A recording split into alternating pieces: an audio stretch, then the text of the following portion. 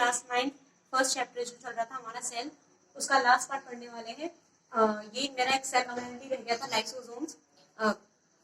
इसके बारे में हमें ये पढ़ना है कि इसका जो शेप होता है, इसका शेप स्फेरिकल भी हो सकता है और इररेगुलर भी हो सकता है। मतलब जरूरी नहीं है कि इसका स्फेरिकल हो, स्फेरिकल भी हो सकता है और इररेगुलर भी हो सकता है।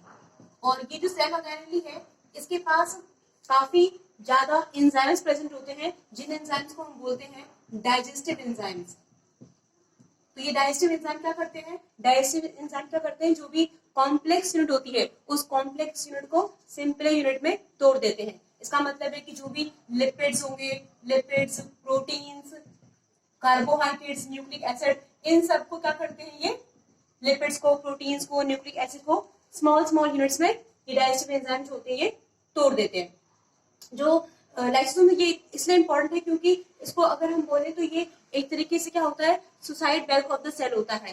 क्योंकि अगर सेल स्टार्वेशन हो जाए तो सेल स्टार्वेशन के टाइम पर ये खुद के जो ऑर्गेनेलीज होते हैं, उन ऑर्गेनेलीज को एक तरीके से खा लेता है, एक एनर्जी लेने के लिए, मीन्स खुद को एनर्जी देने के लिए सेल स्टार्वेशन के टाइम क्या करता है, अपनी सेल ऑर्गेनेलीज को खा लेता है।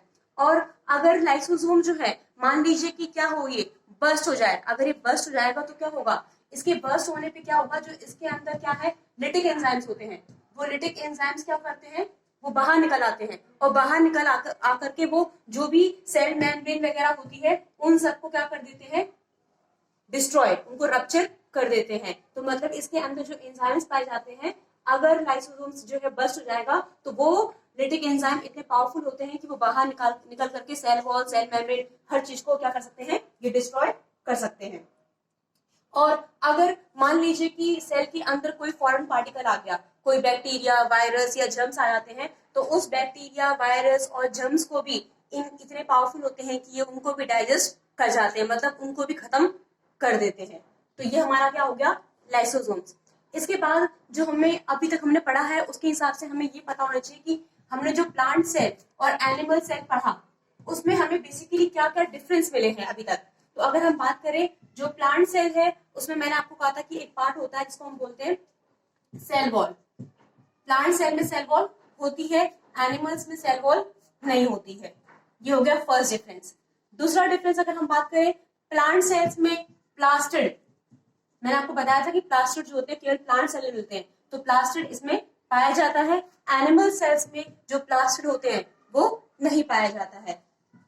थर्ड पॉइंट अगर हम बात करें, मैंने आपसे कहा था कि एनिमल सेल में एक सेल ऑर्गेनेली होता है जो पाया जाता है, लेकिन प्लांट्स में नहीं पाया जाता। वो कौन सा सेल ऑर्गेनेली है? सेंट्रोसोम। तो एनिमल्स में सेंट्रोसोम मिलता है, लेकिन प्लांट सेल में सेंट्रोसोम नहीं पाया जाता है।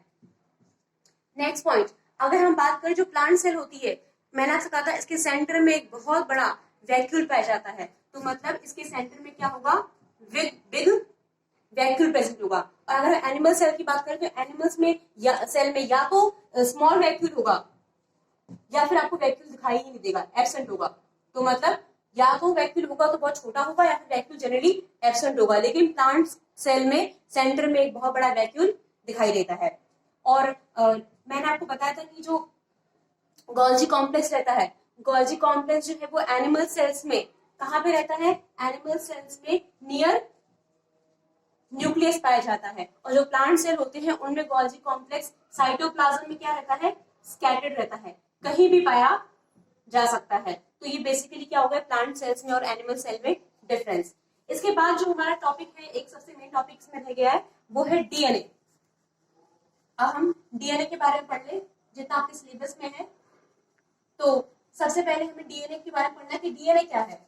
डीएनए जो है वो एक तरीके से हम बोल सकते हैं कि डीएनए जो है वो जेनेटिक मटेरियल है, जेनेटिक और हेरिडिटरी मटेरियल है। इसका मतलब ये है कि डीएनए एक ऐसा मटेरियल है जो पेरेंट्स से कह सकते हैं, जो बच्चे होते हैं उनमें जो है वो ट्रांसफर हो जाता है। तो ये डीएनए जो है वो जेनेटिक हेरिडिटरी मटेरियल है, जिसके कारण क्या होता है, जो कैरेक्टर्स होते हैं वो पेरेंट्स के और बच्चों के जो कैरेक्टर्स कुछ सिमिलर मिलते हैं, वो उसके लिए डीएनए जो है, क्रोमोसोम्स वगैरह जो है वो रिस्पॉन्सिबल होते हैं। अब डीएनए का फुल फॉर्म क्या होता है? तो डीएनए का फुल फॉर्म होता है D oxy ribo nucleic acid. D oxy ribo nucleic acid जो है वो डीएनए का फुल फॉर्म है। डीएनए के बारे में सबसे पहले किसने बताया था? मैंने आपसे बताया था कि दो साइंटिस्ट जो थे जिनको इसके लिए नोबेल प्राइज मिला था, एक तो थे जेम्स वॉटसन और दूसरे थे फ्रांसिस क्रिक। तो जेम्स वॉटसन और फ्रांसिस क्रिक ने बताया था कि जो डीएनए है वो कैसा है। डीएनए जो है उसका अगर स्ट्रक्चर देखिए तो वो कुछ इस तरीके का रहता है।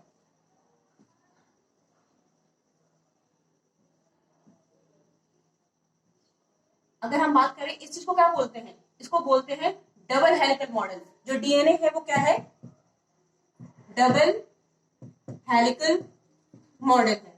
अब ये डीएनए बना किसका है? तो डीएनए जो है वो ये जो है इसमें दो चेन दिख रही हैं। इन दो चेन, ये दोनों चेन कैसी है?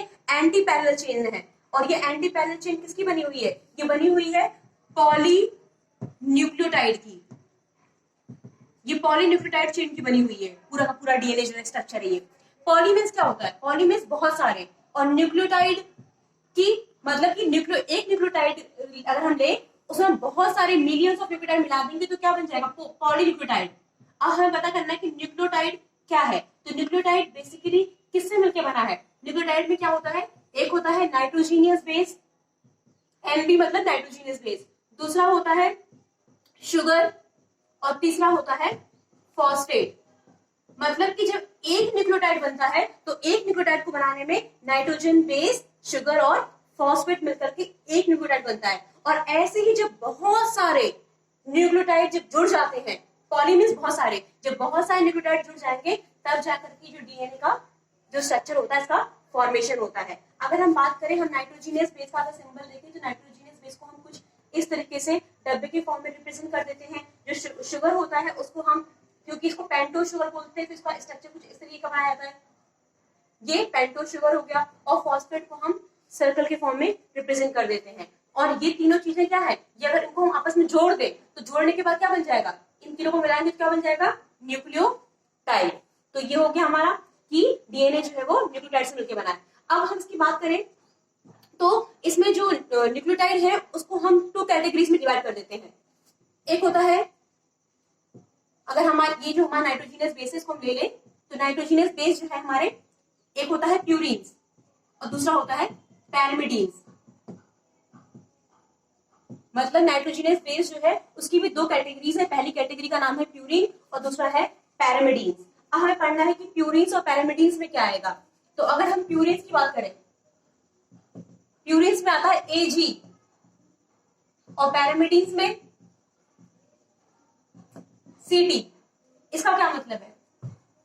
कहने का मतलब है कि हमारे पास जो नाइट्रोजन बेस होते हैं, नाइट्रोजन बेस जिसको हमने बोला कि वो दो टाइप के हैं, प्यूरीन्स और पैरामिडीन्स। तो प्यूरीन्स में आ गया एजी और पैरामिडीन्स में आ गया सीटी। तो जो एजी है, ए का मतलब क्या है? एडेनिन, और जी का मतलब क्या है? ग्वानिन। तो ये आ गया प्यूरीन्स में, एडेनिन और ग्वानिन। और फिर पैरामिडीन्स, पैरामिडीन्स में आएगा सी साइटोसिन और टी मीन्स थायमीन। तो ये हो गया प्यूरीन्स के दो बेस, नाइट्रोजनस बेस एडेनिन और ग्वानिन, और पैरामिडीन्स के हो गए साइटोसिन और थायमीन। मतलब कि पूरे मिला के नाइट्रोजन बेस कितने हो गए? 1 2 3 4 4 नाइट्रोजन बेस जो है वो डीएनए में पाए जाते हैं। एक और चीज कि अगर हम बात करें ये शुगर और फॉस्फेट, तो ये जो हमारा चेन है इसमें शुगर और फॉस्फेट जो है वो किनारे पे रहता है। मीन्स अगर हम बोले शुगर और फॉस्फेट जो किनारे पे होगा, लेकिन जो हम नाइट्रोजन बेस की बात करेंगे, ये नाइट्रोजन बेस होगा ये सेंटर में होता है। यहाँ पे जो सेंटर आपको दिख रहा है, नाइट्रोजन बेस जो होते हैं वो सेंटर में होते हैं, लेकिन जो शुगर और फॉस्फेट होते हैं वो किनारे किनारे पे रहते हैं। अब इस जो मतलब अगर यहाँ पे नाइट्रोजन बेस होगा तो इनकी पेयरिंग होती है। जो एडेनिन होता है उसकी पेयरिंग थायमिन से होती है, और जो ग्वानिन होता है उसकी पेयरिंग जो है वो साइटोसिन से होती है। मतलब अगर यहाँ पे एडेनिन होगा तो यहाँ पे थायमिन होगा, यहाँ थायमिन होगा तो यहाँ पे एडेनिन होगा। अगर यहाँ साइटोसिन होगा तो यहाँ ग्वानिन होगा, यहाँ ग्वानिन होगा तो साइटोसिन होगा। ये हो गया।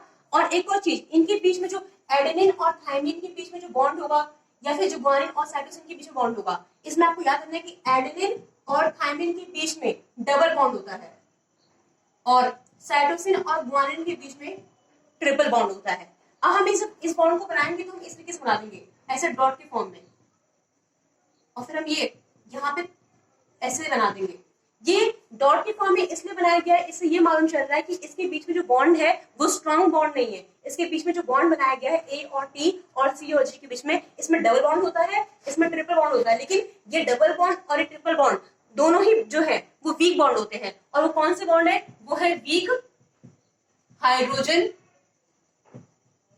Bond. Adenine always pairs with thymine and cytosine pairs with guanine. बस इसमें आपको डबल लाइन बनानी है, डबल बॉन्ड दिखाना है, वीक हाइड्रोजन बॉन्ड, और इसमें आपको 3 लाइनिंग्स बनानी है क्योंकि इसमें ट्रिपल बॉन्ड होता है, लेकिन ये भी क्या है? हाइड्रोजन बॉन्ड जो कि वीक होता है। अब अगर हम बात करें जो ये डीएनए का ये स्ट्रक्चर होता है, ये ऐसे पूरा घूम करके एक टर्न लेता है, ऐसे घूम करके जिसका पूरा एक कंप्लीट टर्न हो जाता है। जब पूरा एक कंप्लीट टर्न होता है इसका, तो अगर उस डिस्टेंस को हम देखें तो उस डिस्टेंस वो होगा 34 एंगस्ट्रॉम। मींस 34 एंगस्ट्रॉम की जो डीएनए होता है ये पूरा एक कंप्लीट टर्न ले लेता है। और उस 34 एंगस्ट्रॉम के बीच में अगर आप काउंटिंग करोगे, यहां से लेके यहां तक काउंटिंग करोगे, तो आपके जैसे ये 1 2 3 4 5 6 7 8 9 10 मीन्स कहने का मतलब ये है कि यहां तक जो होगा, यहां तक अगर आप काउंटिंग करोगे ऊपर से लेके जहां से आपकी बाउंडिंग हुई है वहां तक आपके 10 नाइट्रोजन बेस के पेयर आएंगे। मीन्स ये काउंटिंग 1 2 3 4 5 अगर आप ऐसे गिनोगे तो इनको आप देखोगे कि कितने पेयर्स निकलेंगे इसमें 10 नाइट्रोजन बेस पेयर निकलेंगे। कहां तक? जहां तक कि ये एक कंप्लीट टर्न ले रहा होगा 34 एंगस्ट्रॉम तक। और अगर हम इसकी चौड़ाई की बात करें, इसकी जो चौड़ाई होती है वो होती है 20 एंगस्ट्रॉम। और इसमें ये जो हमने बोला कि जो एडेनिन, आप देखो एडेनिन जो है वो प्यूरिन्स में आ रहा है, पर इसकी पेयरिंग जो हो रही है वो किससे हो रही है? थायमिन से, जो किसमें आ रहा है? पैरामिडीन्स में। और ग्वानिन जो है वो प्यूरिन्स में आ रहा है, पर इसकी पेयरिंग जो है वो किससे हो रही है? साइटोसिन से, जो पैरामिडीन्स में आ रहा है। तो मतलब कि इस पेयरिंग को बोलते हैं, जहां पे ये एडेनिन की पेयरिंग थायमिन से हो रही है और साइटोसिन की पेयरिंग ग्वानिन से हो रही है, इस पेयरिंग को बोलते हैं कॉम्प्लीमेंट्री बेस पेयरिंग। तो इसका मतलब है number of purines is always equal to number of pyrimidines. Purines का नंबर जो होगा वो पैरामिडीन्स के क्या होगा?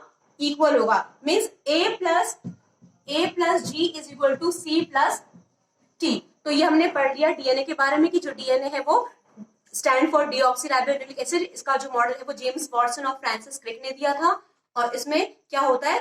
2 एंटी पैरेलल चेन्स होती हैं जो कि पूरी की पूरी किसकी बनी होती है? न्यूक्लियोटाइड की। और एक न्यूक्लियोटाइड जो है वो शुगर का, नाइट्रोजन बेस का और फॉस्फेट का मिलके बना होता है।